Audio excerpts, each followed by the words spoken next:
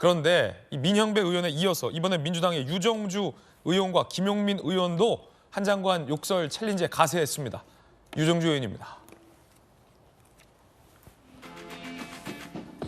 유정주 의원은 한 장관보다 나이가 어려요. 그런데 그래 그닥 어린 놈도 아닌 정치를 후지게 만드는 너는 한때는 살짝 신기했고 그 다음엔 굳어놨고 이젠 그저 한스럽다, 한동훈스럽다라고 비판을 했습니다.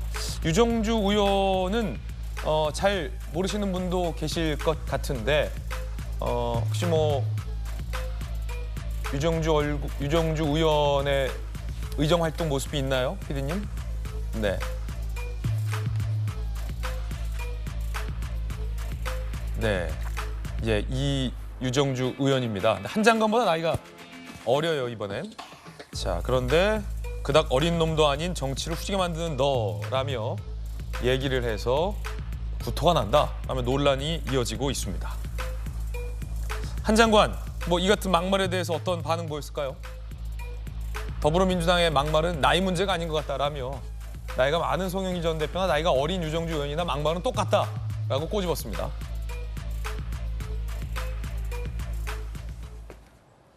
자, 김영주 의원님. 네. 유정주 의원은 사실 잘 기사에서 보이지 않았던 인물인데 네. 갑자기 네. 한 장관보다 굳이 비교하자면 나이도 어린데 어린 놈도 아닌 정치를 후지게 만든 너라고 또 막말 논란에 가세했는데 왜 그런 그러니까 건가요? 이제 이건? 그 철음의 소속 의원이에요. 아, 그렇습니까? 네. 그러다 보니까 지금 민영배 의원부터 해가지고 철음의 소속의 욕 챌린지가 시작된 것 같아요. 김용민 의원도 그렇고 다 예. 철험해네요. 예.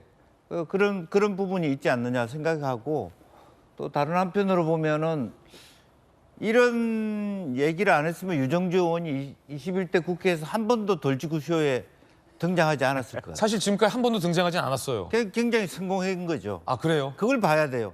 한동훈을 물고 늘어지면 화면에 한번 나올 수 있는. 예. 왜냐하면 우리 그런 의미에서 비례대표제를 없애버려야 돼요. 아, 비례 의원입니까? 예. 그러니까 저 사람이 이제 영상을 전공하신 분인데 네.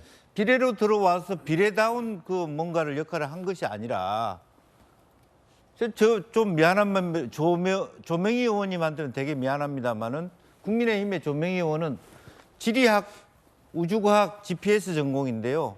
지금 상임위가 어딘지 아십니까? 보건복지입니다. 그러니까 소위 인요한 위원장이 국회의원 30명 줄이자. 난 말이 된다고 봐요.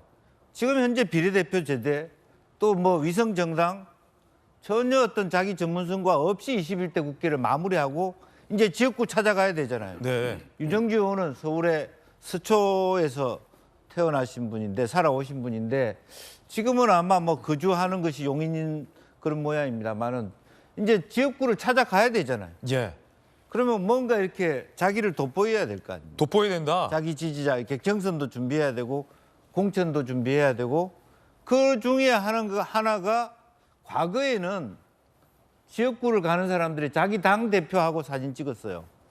역으로 얘기하면 이재명 대표의 사법 리스크로 인해서 이재명 대표하고 사진 찍는 건 조금 그래요. 예. 친명계라 하지만 그러다 보니까 한동훈 장관을 때리는 것이 자기를 돋보인다 이렇게 생각하는 겁니다. 네. 그래서 이것은 바로 총선이 가까워졌다. 네. 이 자기 임팩트와 만약 이 사건이 없었다면 유정주라는 사람이 있었는지 없었는지 모르는 우리에게 네. 나도 21대 국회의원이었다는 것을 소개하는 그런 것으로 봐서 이제 뭐 이게 데뷔전인데 데뷔전 치고는 조금 동방예의지국으로서는 과도한 네. 그런 데뷔전이었다 그렇게 봅니다. 물론 이제 유정주 의원도 이 전문성을 갖고 있는 비례대표 의원으로서 의정활동 훌륭히 하셨으리라 생각이 됩니다만 언론에 보도됐던 최근 기록을 살펴보니 올해 1월 18일에 이렇게 국회 복도에서 자전거를 타고 다니는 여성으로 보도가 됐습니다. 국회 복도에서 자전거 활보, 민주당 의원에게 누군지 물어보니 유정주 더불어민주당 의원이다 라는 걸로 보도가 된 적이 있습니다. 이 보도에 따르면 베이지색 롱코트를 입은 유정주 의원은 여의도 국회의원회관 9층 복도에서 자전거를 타고 국민의힘 의원실을 지나가고 있는 모습이 찍혔습니다. 유정주 의원의 의원실은 905호인데 기사에 따르면 왜 도대체 국회 복도에서 자전거를 타고 가느냐라는 것과 관련해서 유정주 의원의 생일에 보좌관들이 자전거를 선물해줬다. 라는 이유로 잠깐 한번 타봤다라는 해명이 보도되고 있는데 이 기사 안에 한 민주당 의원의 다른 의원실 보좌관이죠. 근무 중에 복도에서 자전거를 타는 여성을 보고 깜짝 놀랐다라는 반응도 함께 소개돼 있고요. 다른 의원실 보좌관은 국회에 자전거 주차장도 있고 주변에 탈 곳도 많은데 굳이 복도에서 탄 이유를 모르겠다라는 반응도 최근에 소개된 바 있습니다. 그렇군요. 박용진 의원님 자전거 타고 다니는 거 보셨어요? 그때 유정주 의원? 아니 못 봤죠. 박용진 의원님은 몇 층이시죠? 의원회관에? 제가 4층. 4층. 그럼 네. 9층이니까 못 보셨겠네요. 층이 못 다르네요. 봤고 저 기사도 지금 처음 봤어요. 네. 그 한동훈 장관의 말싸움에 자꾸 그 소재거리를 제공해 주는 거 적절치 않다고 생각을 합니다. 그러니까 한동훈 장관이 처음에 이제 등장했었을 때는 뭐 야당에 대해서 진짜 그 뭐 사법적으로 압박하고 또 그 공격적인 스타일로 나온 것 때문에 서로 이렇게 공방이 오고 가는 것들이 있을 수 있습니다만 네. 지금은 한동훈 장관에 대해서 그 이미 검증은 좀 끝났다고 생각을 해요. 왜냐하면 본인이 앞장서서 새로운 시스템이라고 얘기를 했었던 인사정보관리단, 다시 말해서 대통령의 주요 인사를 하는 데 있어서 그 사전 검증 작업을 여기서 다 합니다. 네. 법무부에서. 예전에는 기억들 하시죠. 청와대에서 다 했기 때문에요. 뭐 잘못되면 청와대의 그 민정수석 사표, 더 나가서는 비서실장도 사표. 이렇게 다 책임을 졌단 말이에요. 대통령 보고 인사 책임지라고 할 수는 없으니까. 근데 지금은 여러 인사 난맥, 정말로 윤석열 대통령 힘들게 하는 여러 인사 참사들이 벌어졌는데도 불구하고 아무도 책임을 지지 않습니다. 청와대도 대통령실도 아무도 책임 안 지고요. 장관이 이 권한 내가 가져갔다라고 하고 미국 가서 FBI도 만나고 오고 온갖 폼은 다 잡았는데 그렇게 이제 안 된 거죠. 인사에 대한 책임을 지고 있지 않습니다. 그리고 제가 지난번에 여기서 한번 논란이 있었던 한국형 제시카법과 관련해서도 여당하고 충실한 협의가 됐다고 그러는데 뭐 여당하고 충실한 협의가 됐는지 안 됐는지는 저도 잘 모르겠지만 웃긴 건 뭐냐면 어디다가 그 한국형 제시카법의 보호시설을 유치할 거냐라고 하는 문제에 대해서는 얘기하지 않고 있다는 겁니다. 그 무슨 말씀이냐면 그 전국에 26개 갱생보호시설들이 있거든요. 그 갱생보호시설들도 검토하겠다는 거예요. 그런데 이 갱생보호시설을 검토하게 된다면 조두순이 우리 동네 온단 말이야? 어느 국민이 찬성하겠습니까? 전국적으로 난리가 날 거예요. 문제는 뭐냐면 이렇게 이른바 혐오시설, 지역이 싫어하는 시설을 하게 될 때에는 우리 구청장들, 시장들 예를 들면 뭐 쓰레기 소각장 어디로 보낸다. 그리고 그 화장장 어디로 보낸다. 미리 다 얘기하고 그 지역 주민들을 설득하려고 노력을 합니다. 그런 노력들을 하지 않은 채로 좋은 효과만 얘기하고 이렇게 뭐 제시카법 얘기를 해서 주목받는 것만 해서는 그건 장관이 할 일이 아닌 거예요. 그래서 이런 부분에 대해서 지금 법사위에서 저를 비롯한 법사위원들이 최선을 다해서 문제 제기하고 책임을 이제 추궁하고 이러고 있는 중이니까 이렇게 자꾸 그 뭐 나이 문제나 스타일의 문제를 가지고서 한동훈 장관을 하고 말싸움을 하게 되면 오히려 한동훈 장관이 존재감만 더 키워주기 때문에 야권 전체적으로는 얻는 것보다 잃는 게 더 많지 않겠냐 이런 생각이 들고요.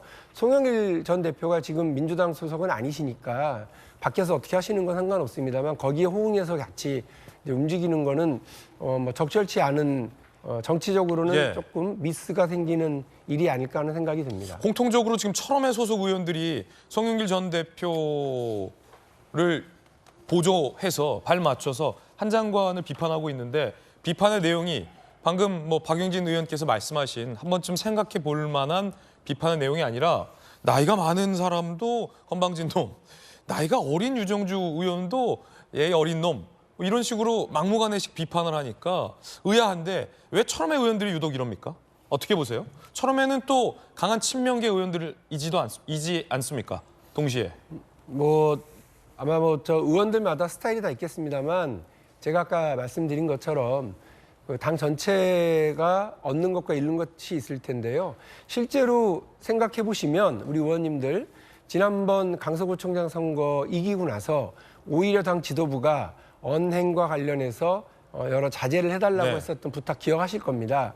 그랬던 이유는 선거에서 이기고 우쭐해 보인다거나 혹은 선거에서 이겨서 오만해졌다거나 하는 그런 인식을 주게 되면 민심은 바로 돌아섭니다. 그렇기 때문에 오히려 총선 5달도 남지 않은 이 시점에 어떤 한동훈 장관에 대한 비판이 격조 있는 그리고 제1야당, 제1당다운 그런 힘 있는 비판과 정책적인 어떤 비판에 맞춰졌으면 하는 바람이 듭니다. 예, 박용진 의원의 돌직구였습니다. 철험의 김용민 의원도 가세했습니다. 아까 넷이 나왔죠. 환관. 그리고 어린 X 나왔죠. 이번엔 금수가 나왔습니다. 김용민 의원입니다. 금수까지 나올 일인가 싶어요. 금도를 지키지 못하면 금수다. 한동훈은 민주주의를 파괴하는 금수의 입으로 윤석열 대통령을 물 것이다라는 얘기를 했는데 근거는 없어 보여요. 그냥 금수다. 박정하 의원님, 혹시 이 탄핵을 시켜야 되는 탄핵을 못 시켜서 화가 나신 건가요? 아니요. 제가 보면은 기본적으로 특히 철험회를 중심으로 해서 이재명 대표 주변에 가까운 분들은 적개심을 갖고 있는 적개심이다. 거예요. 그러니까 아주 이게 설명할 수 없는 그냥 적개심, 무조건 한동훈 장관에 대해서. 그러니까 그 딱히 뭐 송영길 전 대표와의 연관성도 아니고 그런 거하고 상관없는 것 같아요. 그러니까 이재명 대표를 지금 수사하고 뭐 이렇게 하는 이 곤궁한 처지를 만들고 그 실체를, 범죄의 실체를 밝히는 무언가에 대해서 다 적개심을 갖고 있는 거예요. 송영길 전 대표가 한동훈 비판하는 것과는 다른 결이네요. 다른 결이죠. 근데 송영길과 지금 무관하게 지금 대상이 송영길 대표도 지금 사법적인 영역에 가 예. 있잖아요. 이재명 대표도. 그러니까 지금 딱 상황이 똑같으니까 같은 일단 한편이 된 거예요. 일단 한편이 돼서 마치 우리 김영주 의원님 그 전에 말씀하신 것처럼 엄청 양심적인 것처럼, 엄청 센 것처럼. 그래서 철험에다. 그렇게 해서 지금 다들 몰려갖고 저런 얘기를 하는데 김영민 의원이 뒤에 얘기한 금수가 돼서 대통령을 물 거다가 거기에 힌트가 있는 것 같아요. 그러니까 물려서 아픈 거예요. 그냥 딴 것도 없어. 그냥 저 한동훈 장관이 그냥 싫은 거고 왜 우리 대표님을 저렇게 하느냐라고 네. 하는 것 외에는 달리 설명할 방법이 없어요. 모든 게 다 그 적개심에 들어가 있어서 탄핵도 해야 되고 국회도 망가뜨려야 되고 막 그렇게 가고 있는 걸로 보여집니다.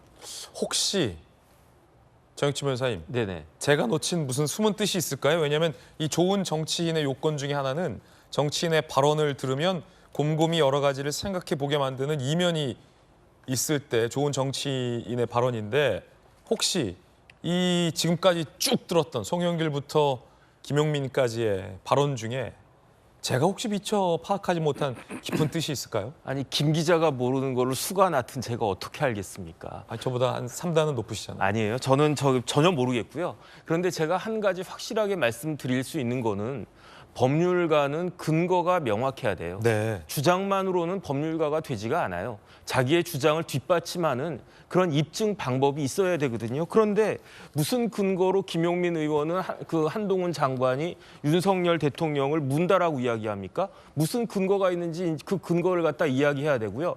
만약에 그 근거를 대지 못하면 예컨대 제가 김용민 의원은 이재명 대표 물 거다 이렇게 이야기하는 것과 뭐가 다르겠습니까? 저는 만약에 지금 뭐 이렇게 한 자락 깔린 거 아니냐 이런 식으로 그 김 기자가 앵커가 물어보면은 그러면은 그 김용민 의원이 이재명 대표 물려고 하니까 저런 식으로 반대로 이야기하는 거다 이렇게 이야기할 수도 있는 거 아니겠습니까? 그런데 다른 걸 다 떠나가지고요.